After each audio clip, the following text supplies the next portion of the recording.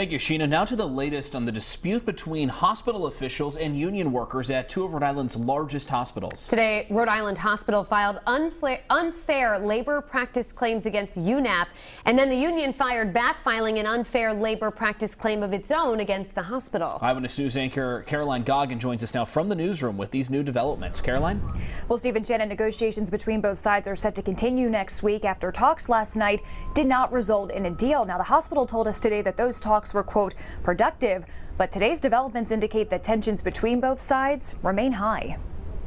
Less than 24 hours after negotiations resumed between Lifespan and the nurses union, drama between the two escalated. Both Lifespan and the UNAP Local 5098 union filing complaints against each other with the National Labor Relations Board on Thursday. Rhode Island Hospital's complaint claims the nurses union was engaging in, quote, bad faith bargaining during the current contract negotiations. The hospital claiming the union went on strike last month over issues that were not subject of any proposal on the table. As we've reported, union members on the picket line said they weren't only striking because of wages and benefits, but also because of a lack of resources and staffing. Hospital leaders have repeatedly said the union did not bring up those issues during negotiations.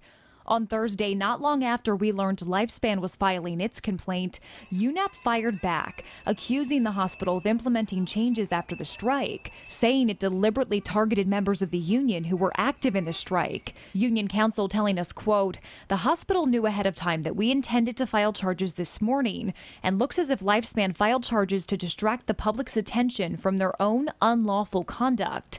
We look forward to litigating these matters before the NLRB. And I spoke to union spokesperson Ray Sullivan over the phone tonight. He said he doesn't know of a timeline yet for when the board will hear the complaints from both the hospital and the union. Meantime, both sides are expected to meet again on August 15th. I asked Sullivan tonight if those talks would still happen considering today's developments. He told me he hasn't heard otherwise. I'm Caroline Goggin, Eyewitness News.